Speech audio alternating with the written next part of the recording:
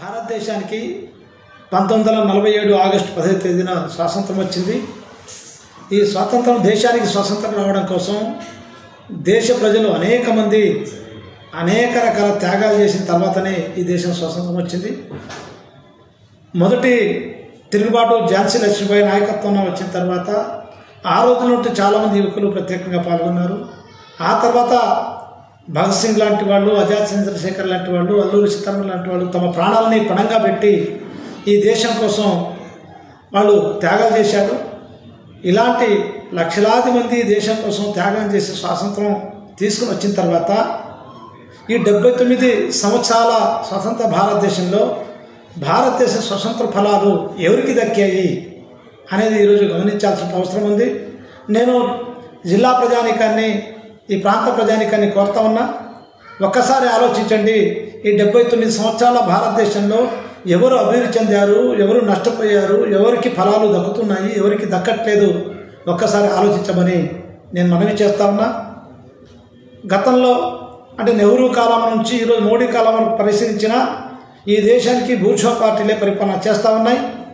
Bourgeois party పాలనలో బడా పెట్టుబడిదారులు, భూస్వాములకు మేలు జరిగింది తప్ప సామాన్య ప్రజలు, దేశం కోసం పోరాటం చేసినటువంటి అనేక తరగతుల ప్రజలకు స్వాతంత్ర ఫలాలు ఈ రోజుకి కూడా దక్కలేదనేటువంటి విషయాన్ని ప్రజలు గమనించాలని చెప్పి నేను కోరుతా ఉన్నా.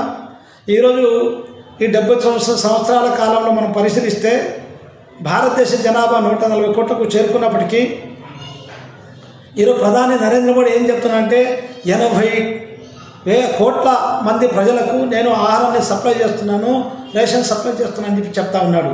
అంటే ప్రధానమంత్రి నోటి నుంచే చాలా స్పష్టంగా 80 కోట్ల మందికి రేషన్ అందడం ద్వారా ఈరోజు బతుకుతున్నారంటే అంటే వీళ్ళందరూ కూడా పేదరికంలో ఉన్నట్టా కాదనేది ప్రజలు గమనించాలని నేను కోరుతా ఉన్నా.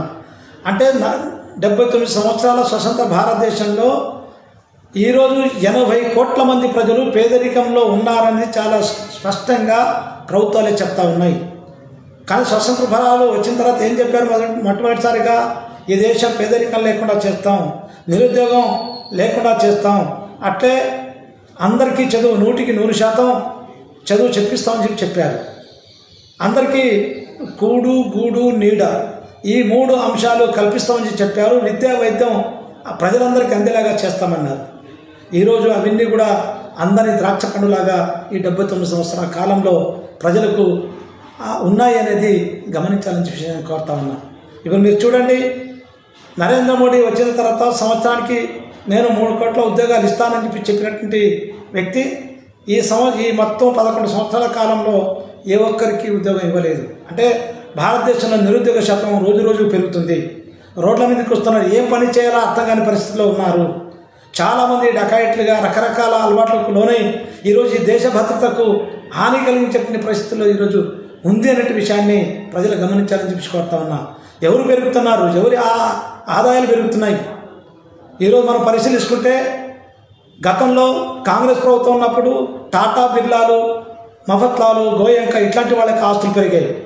కానీ ఈ 11 సంవత్సరాల కాలంలో ఎవరి ఆస్తులు పెరిగాయి అంటే అడ్రస్ లేని అదాని లాంటి ఆస్తులు కోట్లకు పడిగెట్టి ప్రపంచంలో కుబేరులుగా మారిన పరిస్థితి రోజు ఉంది. ఏ రకంగా పెరుగుతున్నాయి అదాని ఆస్తి, ఏ రకంగా పెరుగుతుంది అంబానీ ఆస్తి, ఏ రకంగా పెరుగుతుంది మిగతా కోటీశ్వర్లకు ఆస్తులు లాంటి విషయాన్ని గమనిస్తే ఈరోజు పాలక వర్గాలన్నీ కూడా ఉన్న వాళ్లకు మొత్తం కూడా సేవలు అందించడం కోసం తప్ప పేద ప్రజలకి, రైతులకు, లేకుంటే మహిళలకు, నిరుద్యోగులు మేలు చేసే కార్యక్రమం ఏ కార్యక్రమం చేయట్లేదనేది ఈరోజు ఆచరణలో చాలా స్పష్టంగా కనబడుతుంది.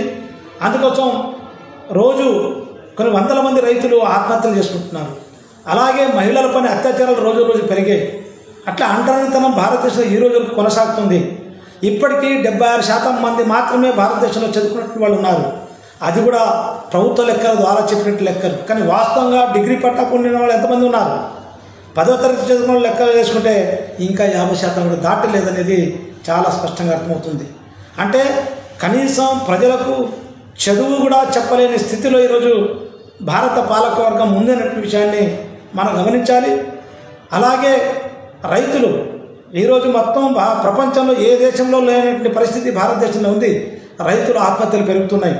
ఎందుకు ఆత్మహత్యలు పెరుగుతున్నట్టే అనేక నివేదికలు వచ్చాయి. స్వామినాథన్ కమిషన్ సిఫారసు చాలా స్పష్టంగా చెప్పింది. ఈ దేశంలో రైతులు ఆత్మహత్య జరగకుండా ఉండాలంటే ఏదైతే వాళ్ళ పంట పండిస్తారో గిట్టుబాటు ధర కల్పించాలి. వాళ్లకు ఒక ఎకరాకు ఎంతైతే ఖర్చు అవుతుందో దాంట్లో మొత్తం కూడా 1.5% అంటే ₹1,00,000 ఖర్చు అయితే ₹1,50,000 వచ్చేలాగా ఆ రకంగా ప్రభుత్వాలు మొత్తం కూడా చట్టాలు చేయాలని చెప్పి చెప్పింది. కానీ అట్లాంటి పరిస్థితి లేదు. భారతదేశంలో ఎంత సిగ్గు చేయటంటే రైతులు మాకు గిట్టుబాటు ధర కల్పించండి అని కరోనాను లెక్క చేయకుండా, చలిని లెక్క చేయకుండా, వర్షాన్ని లెక్క చేయకుండా మొత్తం ఢిల్లీ మహానగరం చుట్టూ సంవత్సరం పాటు పోరాటం చేస్తే ఆ రైతులకు వ్యతిరేకంగా ఈ ప్రభుత్వాలు చట్టాలు తెచ్చాయి తప్ప మొత్తం కూడా ఈ రైతులు మేలు చేసేటువంటి స్వామినాథన్ కమిషన్ సిఫార్సుని అమలు చేయడం కోసం మాత్రం ఏమాత్రం ప్రయత్నం చేయలేదని చాలా స్పష్టంగా అర్థమవుతుంది. ఇంకా ప్రమాదకరమైన పరిస్థితులు భారతదేశం వెళ్ళబోతుంది. గతంలో భారతదేశ చరిత్ర, భారతదేశ ప్రజలకు ఏ రకంగా ఈ దేశ సార్వభౌమత్వాన్ని అందించాలి, ఈ దేశం కోసం నేను ఏమైనా త్యాగం చేయాలనే పరిస్థితి పక్కన వెళ్ళి ఈ దేశం ప్రయత్నం తప్ప ప్రజలందరినీ కలిపి ఈ దేశ అభివృద్ధి కోసం ఎలా పనిచేయాలంటే ఆలోచన మాత్రం పాలక వర్గాలు చేయట్లేదు. మరి ఎందుకు నిరుద్యోగ సమస్య పరిష్కారం కావట్లేదు? ఇప్పుడు డిఎస్సి ప్రకటిస్తే ఒక పోస్టుకు 50 మంది పోటీ పడుతున్నారు. ఒక పోస్టుకు 50 మంది పోటీ పడుతున్నారంటే ఎంత నిరుద్యోగం ఉందో ఒకసారి ఆలోచించమని కోరుతా ఉన్నాం. దేశంలో దాదాపు 20 కోట్ల మంది చదువుకున్నటువంటి వాళ్ళు నిరుద్యోగులుగా ఉన్నారు. దేశంలో 40 కోట్ల మంది చదువురానటువంటి నిరుద్యోగులు ఉన్నారు. వీళ్ళందరి యొక్క మానవ వనరులన్నీ కూడా వృధా అవుతున్నాయి. కొంతమంది చదువుకున్నట్టు విదేశాలకు వెళ్తున్నారు, చదువు రాని వాళ్ళు కూడా విదేశాలకు వెళ్తున్నారు. ఎందుకు? ఇక్కడ బతకడానికి కూడా అవకాశం లేదు, పని చేయడానికి పని దొరకట్లేదు. బతకాలంటే తిండి అవసరం, కుటుంబ పోషణ అవసరం. అవన్నీ చేయలేని పరిస్థితుల్లో ఎక్కడో దుబాయ్కో ఇంకా అరబ్ దేశాలకు, అమెరికాకు ఇట్లాంటి చోట నార్మల్గా ఏదో హోటల్లో వెయిటర్గా పనిచేయని కూడా ఎంబీఏ చేసిన వాళ్ళు పోతున్నారంటే ఈ దేశం ఎట్టుపోతుందో ఆలోచించమని కోరుతా ఉన్నాం. అందుకోసం ఈరోజు సిపిఎం పార్టీగా ప్రజానికాన్ని మేము కోరుతా ఉన్నాం. భారతదేశానికి 79 సంవత్సరాల కాలంలో కేవలం కార్పొరేట్లు మాత్రమే బాగుపడ్డారు, కోటీశ్వరులు మాత్రమే బాగుపడ్డారు. మిగతా ఏ ప్రజానికం, రైతులు కానీ, నిరుద్యోగులు కానీ, మహిళలు కానీ, లేదు విద్యార్థులు కానీ ఎవ్వరు కూడా 70 సంవత్సరాల కాలంలో బాగున్నట్టు పరిస్థితి లేదు. ఇప్పటికీ ఈ దేశ స్వాతంత్రం కొంతమందికి మాత్రమే ఫలాలు అందించినది చాలా స్పష్టంగా అర్థమవుతుంది. అందుకోసం సిపిఎం పార్టీగా మేము కోరుతా ఉన్నాం. మరో స్వతంత్ర పోరాటం చేయాల్సిన అవసరం ఉంది. అందరికీ స్వతంత్ర ఫలాలు దక్కేలాగా మరో పోరాటం చేయాల్సిన బాధ్యత ఈరోజు ప్రజానికం పైన ఉంది. ఆ రకంగా చేయాలంటే ప్రజలందరూ ఐక్యం కావాలి. ప్రజలందరూ ఐక్యమై తమ పైన పడేటువంటి భారాలకు వ్యతిరేకంగా పోరాటం చేయాలి. అట్లే తమకు అందాల్సినటువంటి ఫలాలు అందట్లేదు కాబట్టి అందడం కోసం ఆ రకంగా పోరాటం చేయాల్సిన అవసరం ఉంది అనేటువంటి విషయాన్ని ఈ 79వ స్వాతంత్ర దినోత్సవం సందర్భంగా సిపిఐ పార్టీగా నేను విజ్ఞప్తి చేస్తా ఉన్నా. అలాగే రాబోయే కాలంలో మనం చూస్తున్నాం, ఈరోజు ఈ దేశానికి వెన్నెముక రైతే రాజు అంటారు, జై జవాన్ జై కిసాన్ అంటాడు. ఈ దేశం కాపాడడం కోసం వందలాది మంది సైనికులు చనిపోతున్నారు. కానీ ఆ సైనికుల యొక్క కుటుంబాలకు ఆదుకునే దిక్కు లేదు. ఆ సైనిక కుటుంబాలకు అవమాన పాలవుతున్నారు. కానీ ఎవరు కూడా ఆ సైనిక కుటుంబాలు ఆదుకున్నటువంటి పరిస్థితి ఈరోజు పాలక వర్గానికి లేదు. అదే పద్ధతిలో ఈ దేశానికి రైతే రాజు అంటున్నాడు, అట్లాంటి రైతును ఆదుకునే పరిస్థితి లేదు. రోజు రైతుల ఆత్మహత్యలు పెరుగుతూ ఉన్నాయి. ఆ రైతుల ఆత్మహత్యలు పెరగకుండా ఉండాలంటే రైతుకు ఏ పంట పండిస్తున్నాడో ఆ పంటకు గిట్టుబాటు ధర కల్పించడమే కాదు, రైతుకు పంట పండించడం కోసం పెట్టుబడి సహాయం కూడా అందించాలి. ఏమందిస్తున్నారు ఈరోజు? 2,000 రూపాయలు. 2,000 రూపాయలు ఒక మందుల బస్తా కూడా రైతుకు రాదు. అంటే 2,000 రూపాయలు అందించి ఇదిగో మేము రైతులను ఆదుకుంటామని చెప్పేసి చెప్తా ఉన్నారు. ఎందుకు రైతుల యొక్క రుణాలు మాఫీ చేయట్లేదు? అదానీ, అంబానీ ఇలాంటి పెట్టుబడిదారులకు ఆస్తులు నరేంద్ర మోడీ వచ్చిన తర్వాత ఈ 11 సంవత్సరాల కాలంలో 12 లక్షల కోట్ల రూపాయలు మాఫీ చేస్తే, అయ్యా మేము 2 లక్షలు మేము అప్పు తీసుకున్నాం, బ్యాంకులు ఒత్తిడి చేస్తున్నారు, ఈ అప్పు మాఫీ చేయండి అని చెప్పేసి రైతులు మొరబెట్టుకున్నా రైతులు మాఫీ చేయడానికి మనసు ఒప్పని పాలకులు దేశంలో పాలన చేస్తూ ఉన్నారు. అంటే రైతులు ఆత్మహత్యలు చేసుకున్న వాళ్ళకి లెక్కలేదు, నిరుద్యోగులు ఆత్మహత్యలు చేసుకున్న లెక్కలేదు, మహిళలు ఆత్మహత్యలు చేసుకున్న లెక్కలేదు. కానీ వాళ్ళకి కావాల్సింది ఈ దేశంలో పెట్టుబడిదారులకు చీమ కుడితే తమ పుట్టినట్టు భావిస్తూ ఉన్నారు. పెట్టుబడిదారునికి నష్టం జరిగితే తమ నష్టంగా భావించేటువంటి పరిస్థితిలో ఉంది.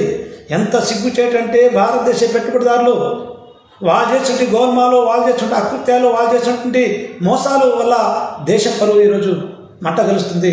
అమెరికా లాంటి దేశం ఈరోజు మన పెట్టుబడిదారులపై కేసు పెట్టి జైలు పంపించే పరిస్థితి చేస్తుంటే భారతదేశ పాలకులు ఒక్క మాట కూడా అమెరికా వ్యతిరేకంగా మాట్లాడట్లేదు. భారతదేశ పౌరులు ఇదిగో మేము మాట్లాడుతుంటే వాళ్ళపైన దేశద్రోహం కేసులు పెడతా ఉన్నారు. ఇప్పటికీ చాలామంది యువకులు పాలక వర్గాలు అనుసరిస్తున్నటువంటి విధానాలకు వ్యతిరేకంగా మాట్లాడితే ఒక్క మాట కూడా మాట్లాడకుండానే సంవత్సరాల తరబడి జైల్లో పెడతా ఉన్నారు. కానీ ఈ దేశం మహిళల పైన అత్యాచారం చేసినటువంటి వాళ్ళకి మాత్రం ఆ రకంగా బయటికి తీసుకుని వస్తూ ఉన్నారు. ఈరోజు మేము సిపిఎం పార్టీగా చాలా స్పష్టంగా ప్రజానికాన్ని కోరుతా ఉన్నాం. డేరా బాబా ఎవరు? 200 మంది మహిళల్ని అత్యాచారం చేసి హత్య చేసిన దుర్మార్గుల్ని ఈ సంవత్సర కాలంలోనే 2020 సంవత్సర కాలంలోనే 3 నెలల పాటు ఇప్పటికే 3 సార్లు పెరగాలు పంపించారు. అంటే ఆ రకంగా ఇంటికి పోవచ్చు, కానీ ఈ దేశం కోసం ప్రాణాలు త్యాగం చేయడానికి సిద్ధపడినటువంటి వాళ్ళకు మాత్రం జైల్లోనే పెడుతున్నారు. ఏం సాయిబాబా సంగతి ఏమైంది? ముస్లాయన పేరు ముస్లాయన్ అనేది ఏమైంది? ఆయన కనీసం మేము బతకడానికి తినడానికి స్పూన్ ఇవ్వడానికి కూడా పర్మిషన్ ఇవ్వనటువంటి పరిస్థితిలో జైలు అధికారులు ఉన్నారు. అంటే ఈ దేశం కోసం, దేశం భద్రత కోసం ప్రజలందరూ ఐక్యం కావాలన్నప్పుడు మాత్రం జైల్లో ఉంటున్నారు. ఈ దేశాన్ని దోచుకున్నటువంటి వాళ్ళు బయట తిరుగుతున్నారు. వాళ్ళకు రక్షణ కల్పిస్తుంది ప్రభుత్వాలు, ప్రజలకు మాత్రం రక్షణ కల్పించట్లేదు. ఇది ఒకటి పేదరికం. భారతదేశం ఒకటిగా లేదు, 2 భారతదేశాలు ఉన్నాయి. ఒకటి పేద భారతదేశం, 2 కార్పొరేట్ భారతదేశం. కార్పొరేట్ భారతదేశం బాగా వెలుగుతుంది, పేద భారతదేశం మొత్తం చీకట్లు మగ్గుతుంది, పేదరికంలో మగ్గుతుంది, నిరుద్యోగంలో మగ్గుతుంది, ఆకలి చావులు మగ్గుతుంది, అనడంతనం మగ్గుతుంది. ఇవన్నీ పోవాలంటే ఈ దేశ ప్రజలు, ఈ దేశంలో యువతీ యువకులు 79వ స్వాతంత్ర దినోత్సవం సందర్భంగా ప్రతిజ్ఞ పూని రాబోయే కాలంలో మరో స్వతంత్రం కోసం, స్వతంత్ర ఫలాలు దక్కడం కోసం పోరాటం చేయాల్సిన అవసరం ఉంది అనే విషయాన్ని ఈ సందర్భంగా మీ అందరికీ విజ్ఞప్తి చేస్తూ, రాబోయే కాలంలో మన సమస్యల కోసం, ప్రజల శక్తిని భారాలకు వ్యతిరేకంగా మనకు రావాల్సిన హక్కుల కోసం ఆ రకంగా పోరాటం చేయడానికి ఈ దేశ ప్రజలు ముందుకు రావాలని, యువతీ యువకులు ముందుకు రావాలని, నిరుద్యోగులు ముందుకు రావాలని, రైతులు ముందుకు రావాలని సిపిఎం పార్టీగా విజ్ఞప్తి చేస్తూ ఈ 79వ స్వాతంత్ర దినోత్సవం సందర్భంగా అడ్వాన్స్గా మీ అందరికీ నేను శుభాకాంక్షలు తెలియజేస్తా ఉన్నాను.